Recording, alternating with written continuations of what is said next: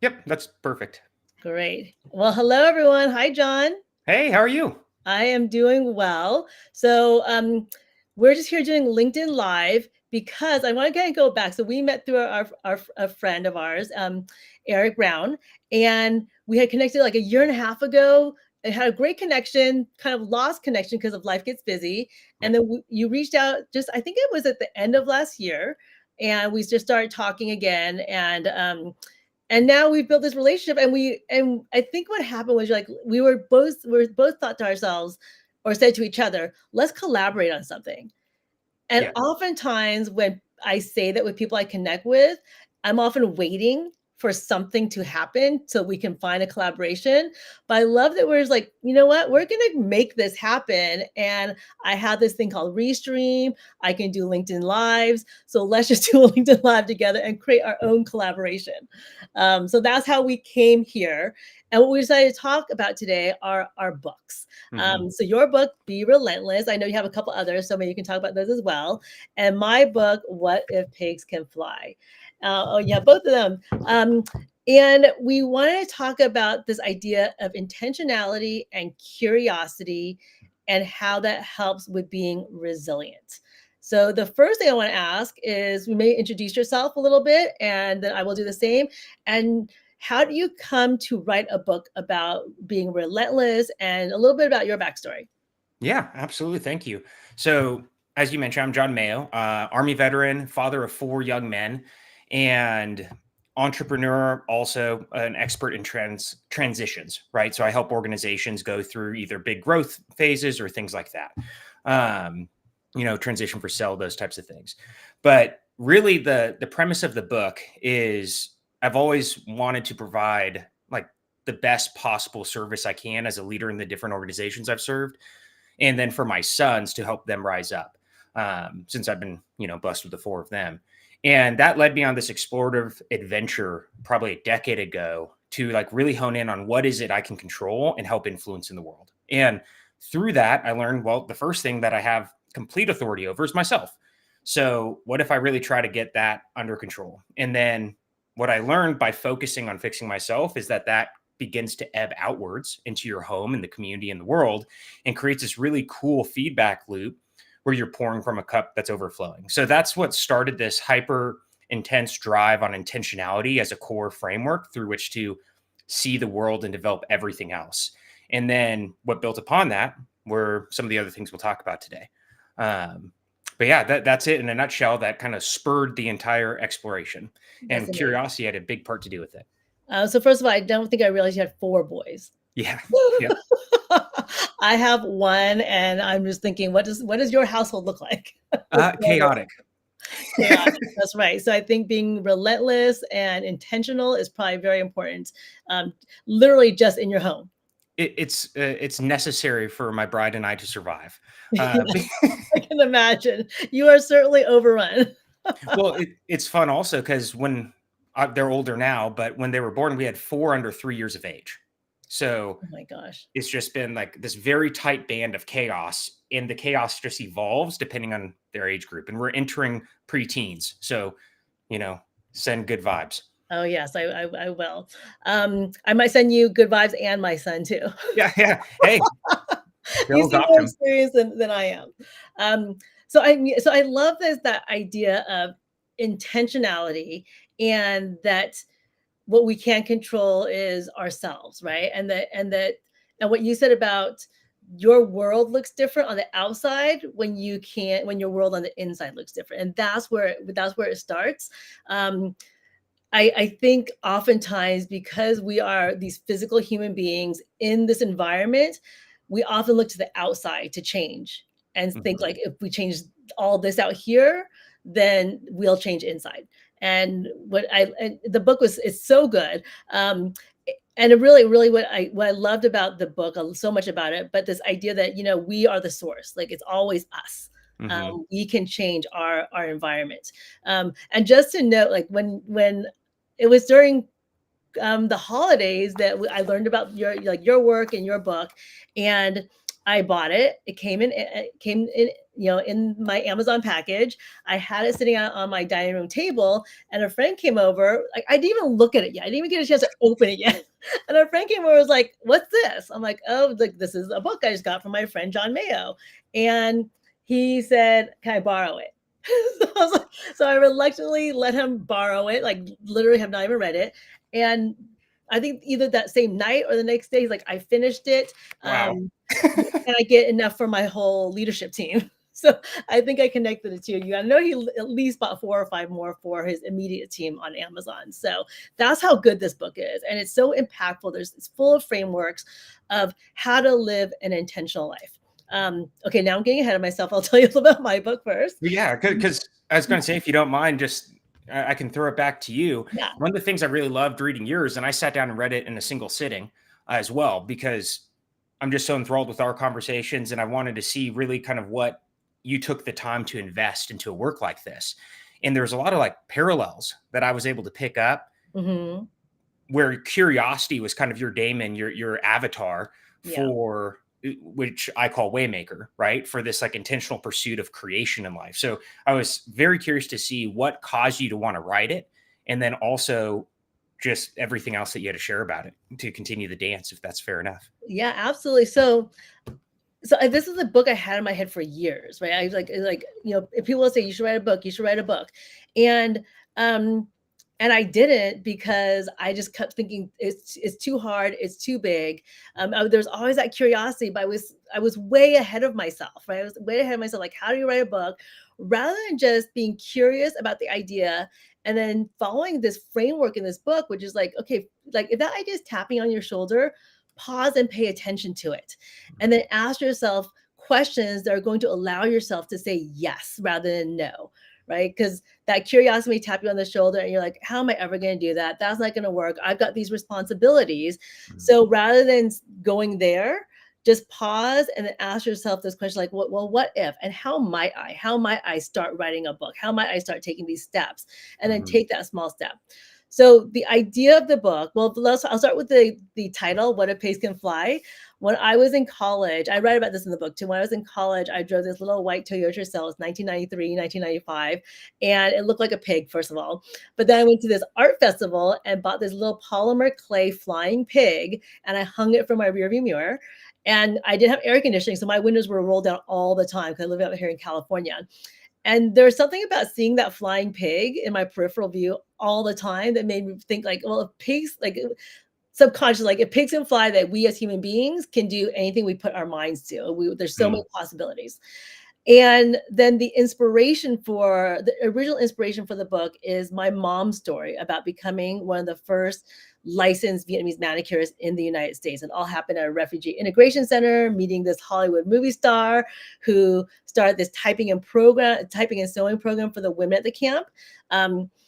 But they were curious about how long red manicured nails, right? And that was like that. I realized in writing that TEDx talk, telling that story, like that's my framework. It's like, you know, Tippy, this Hollywood movie star, really busy, already started this typing and sewing program for these women, but she still paused and paid attention to their curiosity, which led them to ask questions like, what if, how might we? Which led them, after several small steps, to becoming the first 20 licensed manicurists in the United States, which, which became hundreds and hundreds of other small steps for other immigrants and refugees, to now make it 50 years later an $8.3 billion industry.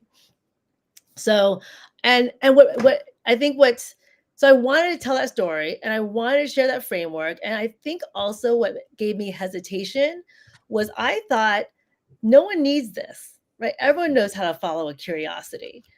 And in shopping around in terms of talk to my friends about it, they're like, no, like there's like most of us in life, yeah, most of us in life tell ourselves no, right? We may have those curiosities, but we tell ourselves no. So, so again, that's what led me to writing the book. That's that's awesome. And if I had to describe it to someone, I've described it to a few, I'd say it's a beautiful invitation to see the world anew and begin to re-accept that I don't have to continue exactly how it's been, seeing everything as it is. And I can begin to have the hope and freedom to ask those questions. Because I'm sure you've observed this as well, but a lot of people don't even feel the freedom to ask questions like "what if" Yeah. anymore because they're so concerned about what the world is expecting of them or what their responsibilities are. And Mhm. that's what I really appreciated about it. If I had to put in that one sentence, is it's a beautiful invitation to play and ask questions and see the world anew. And yeah, so Thank you. my pleasure. Um, and and I think I thank you for saying that too, because that's really what it was intended to do. Is like it's not there's a workbook in it. There's and it's really meant for people to play with the idea and try to make it a habit, right? Because like if you're not used to doing this, if you're not used to asking yourself these what if questions and allowing yourself to think outside of your present reality, Mhm. this is a tool to do so. Um, and then what you just said too brings me back to this idea of be relentless and resilient is this idea of like we are faced with our realities. Clearly, we all live in a reality, but we don't have to stay there. So this Mhm. idea of start with the vision and then what can you do internally to make that vision come to life. And I wanted to go to your book and pull out this framework that you share. There's I know we can just sit here and um, and just talk really great things about each other's books. It sounds a little disingenuous, but I am serious. There's so many frameworks and tools in here that are so useful. Um, and so I just got a remarkable notepad. Do you know what those are? I do. Yeah. Okay, so You it's like changing it? my life because what my life looks like is papers everywhere, and I have no idea what anything is. And now this remarkable notepad, I have a note in there just for your book, and I just keep writing notes and like drawing pictures because there's so much in here that I feel like I can just open that up now, click on my Be Relentless notebook in there, and just pull out these little nuggets of wisdom. So one nugget of wisdom that really drew me in was this framework you teach about making progress. Like I said, when I tried to write my book, it seemed like such a task I wouldn't do it, and I would just stop myself because I was trying to do. I was thinking too far ahead. But I love this framework you teach about having intentional living plus relentless action plus sisu, which we probably have to define, equals progress. So can you kind of walk us through that? Yes, absolutely. And you made one comment that I think is worth addressing, and we'll just throw the boomerang, and I'll come right back to your question. But one of the things that I was so excited about to jump on and do this with you is because all of our conversations have been a form of play, or at least that's how they felt to me. We're exploring, we're having fun, we're feeding off each other's energy. And then all of that to say that I do think that this is an authentic way for us to explore these two works simultaneously in doing this. So, for what it's worth, I feel like it's very genuine, though also am aware of the same perception of that it could feel self promoting and strange.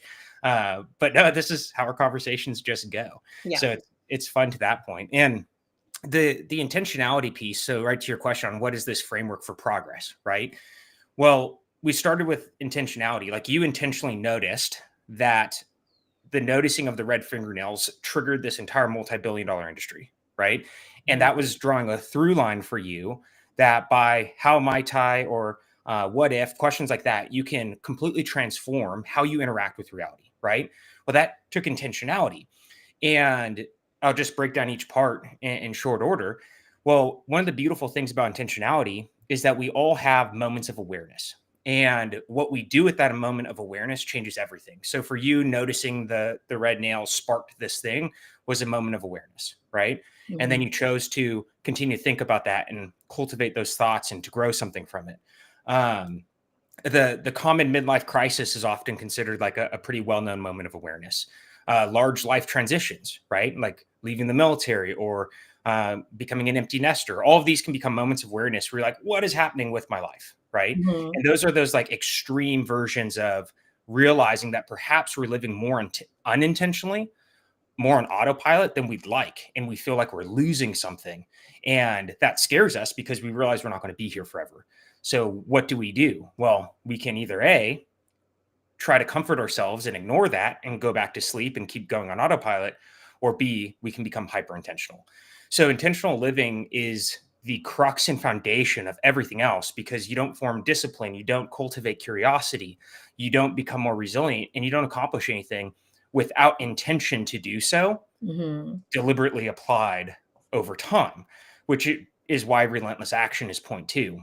So first, you have to become intentional in everything. That's why it's living, right? You have to quote Mark Mattson, you have to live on purpose, right? And that allows for like, okay, well, if I'm going to do that and I'm doing everything on purpose, well, I might as well be bloody relentless about it. Like every single day, every single night, let's do it. What is there to lose? So that relentless action is exactly what you and I experience. And it's like, oh, we should collaborate. Oh, how about a LinkedIn Live? Sure, let's do it. And here we are. Back in 2020, I started a podcast on the same thing. I was doing a run with a friend, and he's like, "Oh, I've always wanted to speak more." I was like, "Well, so have I. Let's do a podcast." He's like, "Okay, maybe we can do it in summer." I was like, "Maybe we can do it next week." And we got equipment, and the next week we sat down and started. So that relentless action is to what you were expressing, where the idea kept tapping on your shoulder about bring this book to life, right? Mhm. It's listen to that, right? The muse, inspiration, creativity, it's there, it's whispering something to you. What do you have to lose in exploring it and decisively engaging in it? And of course, there's a spectrum here to those types of actions, but it's an invitation, and therefore engage in it with everything you have, because time is fleeting. And then the last piece is sisu, which is a Finnish concept. It most resembles the idea of grit here in America, like this idea that you can be indomitable, right? And it's a core concept of the Finnish culture, and one that I've worked to popularize here in America with my co-founder of a company called Sisu Perform, where we had created energy performance supplements that help you over time. And the entire idea was, wow, like, how do you help to inspire people to become indomitable in pursuit of their dreams, in pursuit of their life and everything else, and adopt this ethos for yourself? And that's where Sisu became such an important part of my own work, because it was the perfect shoe fit for, okay, if I'm intentional and I'm relentless, I become indomitable. But Mhm. so much more beautiful than that word is sisu, because it has such a rich meaning to it. And those three things together, you can't help but to progress forward. So that is the framework. Okay, I mean, I love that framework for so many reasons, because first of all, it breaks it down to, again, like, what can I control and who can I be? And it's very similar to this idea of small steps. Hmm. Right? We're not trying to change everything at once. We're not looking for perfection. You're just going to um, live with intentionality. And then that, like, the sisu part really is interesting to me too. Just this idea of what was the other word for it? Like dominance or Indomitable. indomitable. Yeah, Yeah. the indomitable spirit, like this, the spirit. So as you were talking, I was thinking like, okay, so and even when I was reading it, I was looking at that framework and thinking, and especially since we're talking in this idea in terms of resilience, using intentionality and curiosity to be resilient. And as you're speaking, I'm like, and you know what's interesting? Like, even in my own mind, when I think about resilience, I think times of change, transition, chaos, and I realized, oh, like, these are tools we don't need to reserve for Hmm. those times, right? This is everyday living. Yes. And I think that framework that you just taught around intentional living, relentless action, and sisu is literally an everyday thing that we can just do that consistently. There's going to be progress. And just, and for, I don't know, like, maybe most people are like this, but I am so goal oriented that this tool helps me to be process oriented. Hmm. Just follow the process and progress will happen. With anything in your life, it just makes sense. So, three quick things, and this will bring us back. I'd love to hear um, how you would share your communication of small steps and how you Mhm. see that applying to curiosity. So we'll come right to that to do a little bit of signposting for us. But to your point, resilience is not just for a life move, right? We are in a sub 21-day window right now where we're packing up and moving states as part of this fun adventure that we're currently living. Right now, it's helpful to have resilience, right? You're in this sprint, it's chaotic, all that stuff. But where it's even more helpful, I found, like these high energy events, they can break you, right? Like Oh, if yeah. you don't have some level of resilience. So they're critical there and they shine there. But where they're even more impressive is on any given Tuesday where you're having a conversation with a friend or going through your normal stuff. And it just happens to be Tuesday. So had a little bit of fun with that. But who are you on a normal Monday, right? Are you still showing up, as you said, consistently? Because it's the consistency in pursuit of those goals that are really helpful. Mhm. And with that, we have to habitize, which create the systems that create the habits to evolve and acquire the new skills or actions that we want in our lives Yeah. because our energy is so finite. So it's like once we make a habit of something, anywhere between like 37 and 90 days, if I remember correctly, then it's on rote. We're not using the same energy to maintain that action anymore. And we're able to feed our curiosity in pursuit of the next thing that we want to add into our lives, whether Mhm. that be riding or fitness or whatever the case may be. So, like, there's this amazing thing to your point on systems, where if we're intentional in setting up systems and removing barriers to entry to something that we want to engage in, and then trust the process for a couple months, it will become a part of our life. And then we can apply that same intentional thought to the next thing we want to pull in. And the best way to get started is with small steps. So what would you add and share with how that's been influential in your work? So the small steps has been a really big part of my work, and I really started digging into that when I heard from Dr. Robert Maurer, author of One Small Step Can Change Your Life, the Kaizen Way. And what I liked about it is that he goes into the neuroscience. Right? And I needed that because I feel like I needed like to hear a little bit of like, okay, what's my brain doing? Why can't I reach these big goals? And he's like, well, because your brain's designed to stop you, right? When we try to do things outside our comfort zone, the amygdala is triggered to say, nope, we're not doing that. That's not comfortable. That actually seems really dangerous. So we're just going to keep doing what we're doing. So the concept of taking small steps is trick that amygdala, right? Bypass that bodyguard and just say, I'm just going to take these small steps so that no one wakes, that amygdala doesn't wake up, and I can progress towards my goal. Actually in small steps, but I'm going to reach it faster than just sitting around and doing nothing. Mhm. So I, I teach, in the work I do, I teach about this concept of small steps, and no step is too small because as human beings, we can easily overwhelm ourselves with trying to do too many things. And then what you do is you build your confidence. So in writing the book, I think another thing that stopped me was I would have these grand goals of I'm going to write 3 hours a day, 3 days a week. And I think I had that in my calendar for 2.5 years, right? Like blocks of time for 3 hours a week, or three hour slots a week. And I think I may have accomplished that 0 to 1 time, right? Yeah. And it wasn't until like, okay, what I'm going to do is I'm going to set myself a goal of writing 15 minutes 2 times a week. And then when I would sit down, write those 15 minutes, it would become 20 minutes. And what Mhm. that did in my brain was it said like, oh, you actually successful, man. Let's do that again. Right. Rather than setting myself up for failure, I was setting myself up for success with this small step process. That's beautiful. And you're creating that habit loop. So, like over time, you systemized into your day to day. And one of the things you and I were bonding about before we went on live is that you like to have the idea and action, That's right? right. And I am very much so prone to that aggressive action as well, but I really think about the world through systems. So it's Mhm. like what's fun is by taking those small steps, okay, twice a week for 15 minutes instead of 3 times a week for 3 hours a piece, which that's like running 3 marathons a week. That's a lot.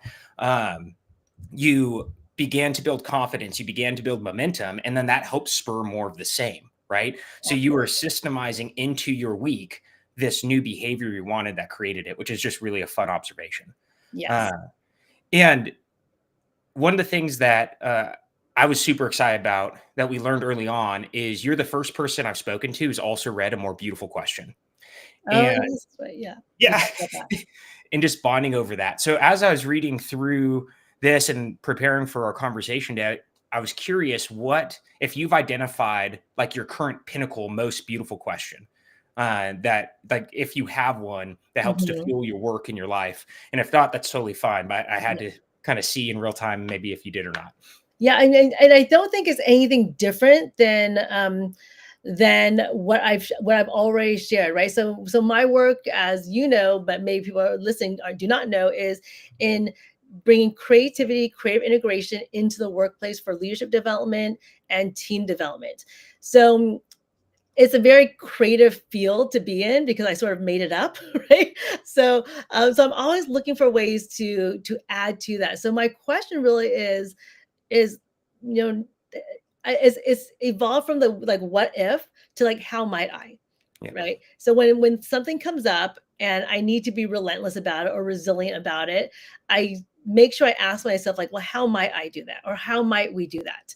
So that we are looking at possibilities rather than stopping ourselves. So I mean, I guess like, I mean, when they say that, like when I say that, the two questions that have come up for me recently is how might I continue to do this work, but also be at home for my 12-year-old who wants me home. And for right now, and we think we may have talked about this, he's not going to want me home for much longer, right? So how might I? And what's interesting about having asked that question when he came up to me about 6 months ago and said, "You're traveling too much," and the way I was raised was like, well, this is what I do for work. It's sort of too bad for you, right? You just do what I say. And rather than saying that, because this work I do, I asked myself, like, well, how might I be able to stay home more often? Which led me to opening up all these ideas for my business, like creating an online cohort, a leadership development online cohort. I live in Los Angeles. Like, I'm like, why don't I have more clients in LA? So doing more marketing around here. So I'm not sure if that answers your question, but it's not exactly a specific question, but it's like that beginning question, like how might I, whenever anything comes up that might be a challenge or an opportunity. No, that's perfect. I was just curious how you would respond to it, because questions are like the strings to pull on to like unravel the universe in a good way, not to like make it fall apart, but to like begin to gain an understanding. So I was curious if you had one that you just consistently return to, and I thought it would either be the what if or how might I, because of the amount of time you spent on it. But I was curious if there was one specifically to you. And what I heard in that, it's how might I grow this business and be invested and have time with my son during the short window where he wants to be here. And that is exactly what I was curious about. Yeah. So, Yeah. uh, Go ahead.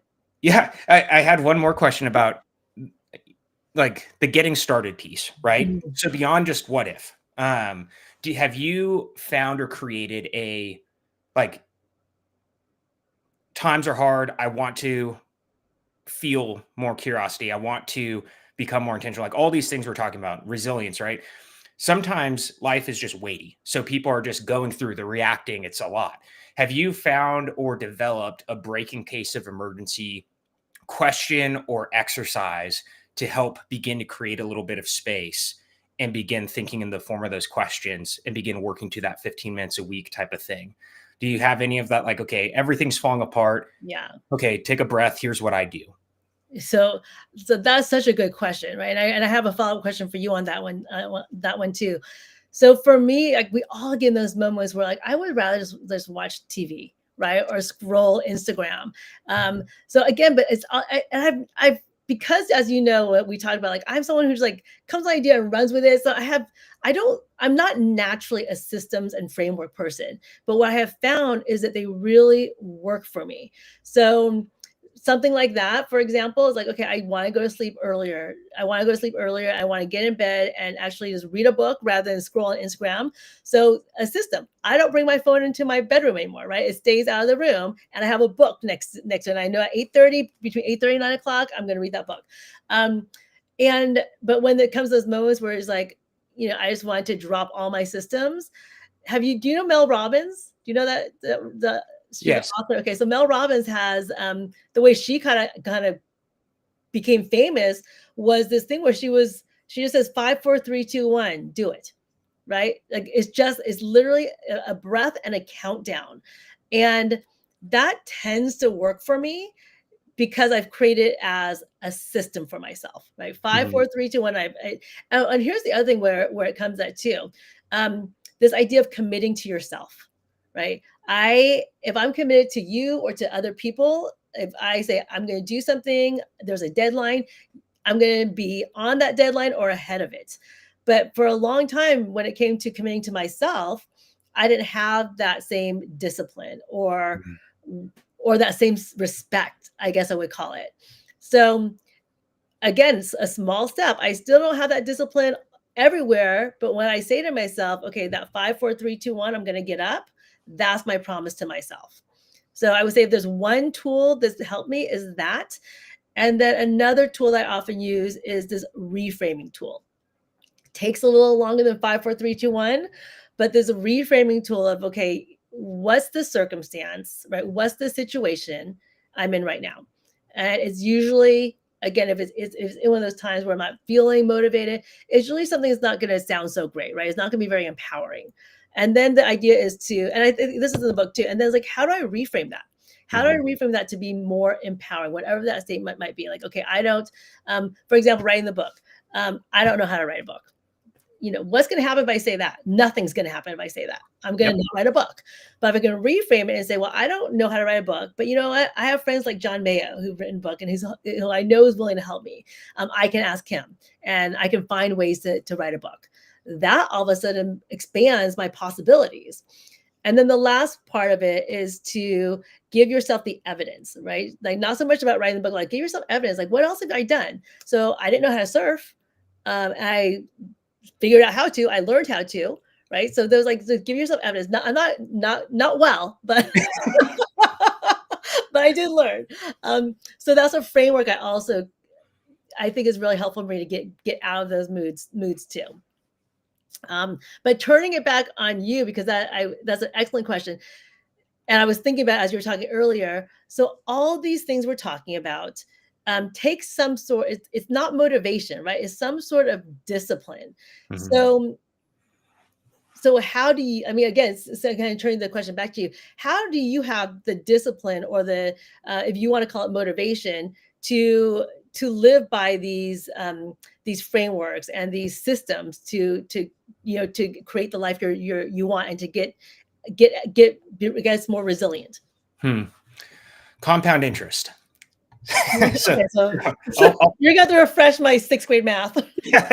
No, I'll pull on that a bit. So I say compound interest because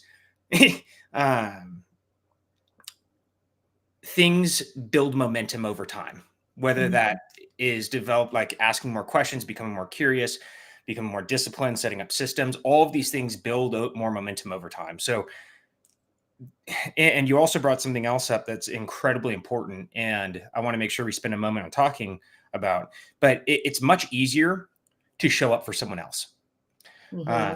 Like one of the things that was a catalyst in writing Be Relentless and doing an industry change professionally and a bunch of other things was I realized that from a young age, a bit out of a survival mechanism and a bit out of other things, I had learned how to show up for the room I was in to really thrive in that room to keep surviving and growing. So it was like this mechanism. What I didn't know how to do was keep my word to myself, right? Tend to myself. So I became like a really invested husband, a really invested father, a really invested officer in the army, a really invested all of these things in these different circles. But I didn't know who I was. And when I thought about doing something that may allow me to feel that freedom, that self-respect, that trust that I'd keep my own word to myself, it was very difficult to do that because things were fragmented. So it all started with this, what is the smallest thing that if I tell myself, I promise to myself, I can actually do it, right? And what if I, go into the power of questions, what if I just do that one thing? And I allow that to build more strength in knowing that if I tell myself something, I'm going to stand by that. It means something. Just like if I tell you, hey, I'll be here early so that we make sure all the technology works for us to have a fun conversation. And I was, right? Like it's easier to do those contracts for others, but how do you develop that for yourself? And what I came up with was this idea of a personal contract. So just like you and I may have a verbal contract, or if we were to do work, we'd have a written contract. I would write for myself a contract, and it had a couple of very simple elements to it. You pick 1 to 3 things you're doing for a given period of time, and you sign that you're going to do it for yourself. And then whatever the penalty is knowing that you're lying to yourself. And if that's not that important, you can give yourself something fun. Like I've heard about people saying they write a check to someone they don't like or whatever, but whatever motivates you. And I started with a 21-day contract, right? I just wrote it to myself. I'm going to do these 3 things for the next 21 days. And I did. And I did another 21-day contract. Then I did a 6-month contract. Then I did a year contract. And these contracts with myself developed that centralized self-respect, that if I say I'm going to do something to myself in my own head, in the quiet, I know it's going to happen. It's as good as if I tell someone else, and I'm going to follow through with it. And that created this snowball effect into creating these systems and all these different elements of life that allowed it to go from like 4 years on one book to 4 additional books in the last 2 years. And like all of these other things because of compound interest, that momentum, right? Of all these systems beginning to work together. But yeah, so that's how I would respond to that. Yeah. And I what you're saying, I just keep going. I just keep going back. And I need to say it for myself too. It's like, trust the process, Yes. right? Don't focus on the goal. Just trust the process. These, that compound effect. And what you said too, which reminds me, like, you said that, and because I know who you are, I know the type of person you are. So you could probably say like, I'm going to do these 3 things for 21 days. And that was your first contract for yourself. Some people might say, I'm going to do this one thing for 1 day. Yes. And let's start there, right? So know who you are, start at the right place for you, and going back to the small steps, no step is too small. Wherever you need to start, that's where you need to start. So yeah, I just want to go back to it, but I like the idea of doing these personal contracts, because that's how we operate outside of ourselves. Mm-hmm. Right? Yeah. Okay. Well, go ahead. It's probably easier for you to give medicine to your son than maybe stick to a plan your doctor gives you. Yeah, so absolutely. Which turning that on ourselves. Probably, I'm scheduling my doctor's appointment for this year. Thanks for the reminder. Okay, so I want to ask, what are you currently learning or teaching that can help you and others with resilience? Yeah, fair. I even knew this was coming. So recently I finished working on this living ethos called Waymaker, the Waymaker ethos. And I realized that was just the foundation to really the rest of my life's work. So it wasn't a finish line. It was just a mile marker.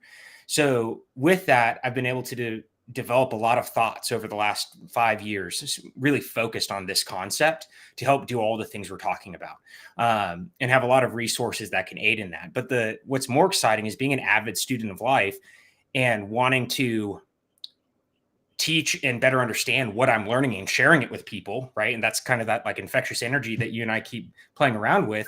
It's really this idea of steward leadership, is the thing that I'm learning and developing and working to teach all at the same time right now. Nice. Okay. So, and is this in a book yet? It's not in a book yet. So one of the things that I like to, what I've noticed is there's kind of seasons of learning and then capturing. Yeah. So right now it's a season of learning, exploration, developing. It also provides the content that can then go into writing, right? But right now, like if we think of servant leadership, which more people are probably familiar with, that's kind of the shoulder of giants this concept of steward leadership is standing upon. And it also incorporates everything we've been talking about with questions, small steps, curiosity, intentionality, relentless action, all of these things, because the idea is, well, if I'm going to be a steward leader, I'm not just serving others. I have to steward every resource at my disposal to its maximal creation, like its maximal return on investment and value and thriving, like state of thriving. And that means myself, that means my team. That means the resources we're responsible for, the environment we're in, the people we interact with. It takes a 3-dimensional world and makes it 4-dimensional, at least in the space of looking at leadership. So right now, learning and developing that idea and working to progress it is the most exciting thing in line with resilience, because I'm finding that where there was a ceiling, it was actually the floor. And now we're going so much further, and that can sometimes be unmooring, especially if you're going through huge life transitions, such as the ones we're in right now. So getting to practice the very ideas that have been developed and develop this new one are a living case study of resilience in action as we speak. Yeah, well, I'm excited for that work. And I think when I'm listening to you talk about that, I'm like, okay, there's no better person to do this work and so intentionality, right? This idea of intentionality. You're following your system. You're intentionally developing this before you put it out in the world, which is something I could really work on. As we mentioned before, it's like, oh, idea, let's run with it, and that has its perks, right? And like there's a lot of momentum there, but then there's a lot of also going backwards, like, oh wait, we could have done that better. Mhm. So and just like on a team leadership aspect, is this is why I think we make good collaborators too, Mhm. because we are in terms of like this idea of creative problem solving, clarifying ideas. I think you're really good at clarifying. We're both good at ideating, and developing a plan, really like working together to develop a plan and then implementing together too. Um, okay. Okay. So I have, do you have any other questions? Because I want to go into a creative exercise. Yeah. Before we get Oh, yeah. creative, can I turn that same question on you? Sure. What was it again? Yeah. Oh, what am I currently Either learning or teaching? teaching or learning that is helping to increase and I'll broaden up, either Yeah. increase your resilience or further your work, because I know you well enough to know that you're not sitting idle and like, okay, I wrote this, I'm meeting new people and doing it and I'm done. That doesn't Right. sound right. So, Yes. And what's so interesting is I think you're very similar, where I feel like I don't know, this is like maybe another topic, but like I never feel like I'm doing much, but then other people tell me what I'm doing, like, oh, that's kind of a lot. yeah. So okay, so this is so I clearly knew this question was coming to since I wrote it. so but so this is I'm going to try to relate it back, but what I have been learning recently is this idea of I forgot, it's like an energy, like an energy hierarchy. Right? Mm, So low energy to high energy, like the energy of love is at 500. And trying to live in the energy of what you want to create. mm, And I think that ties to resilience because again, it's another tool for me to be able to envision where I want to be, but then living in that energy to create almost like I mean, I don't want to sound like too, Southern California woo woo about this, but like create this whole new vessel of possibility. yeah. So yeah, I've been listening to this woman, her work, her name's Mary Morrissey, and her work is in like, I mean, she does a lot of stuff, but there's a course she teaches called the 8 Spiritual Lessons for Success and Wealth. And what she says is, it was so practical. She's like, if you want to watch Discovery Channel and you keep clicking on CNN, you're never going to get to the Discovery Channel, right? Yeah. So if you have this vision for the life you want to live, and it's going to take resilience to get there, right? The first place you can start is with your energy, right? How do you raise your energy to the level of what you want? And I think what we've talked about today helps us get there, right? Intentionality and curiosity. And if you can practice some of those tools we teach in intentionality and curiosity, you can I guess you could say up level your energy. Uh, Before we go to the creative exercise, are you opposed to me doing one real world example of No, what I would I love that. okay. Perhaps our next talk will be on what you just shared because I'm extremely passionate about that topic. Now, I've been working with a couple people who are currently looking for their next job, and I myself am looking for the next team I'm going to serve as I continue to progress my work. Yeah. So when you're in that Can we position, pause for a second here? Because I know that we know each other, but yeah, what is your work? I know I talked a little about what I do. What is your work? yeah, I do transformative leadership. Okay. So either organically by joining a team directly or through coaching and consulting. Okay. Perfect. So So people know. yeah, thank you. So one of the things I found is whether it's you're looking for more clients or anytime you need to do work where you're putting energy into the world, like it's really important to be aware of what energy level you're at. And I fully agree with that. So for example, I was just speaking with a gentleman who was getting burned out applying for jobs and he was getting angry. And I was like, that's totally fair because that's not a fun gig for anyone to do, right? Like going through that process is oftentimes draining, but don't keep working in that element, right? If you're writing a creative book, don't do it when you're in a bad mood.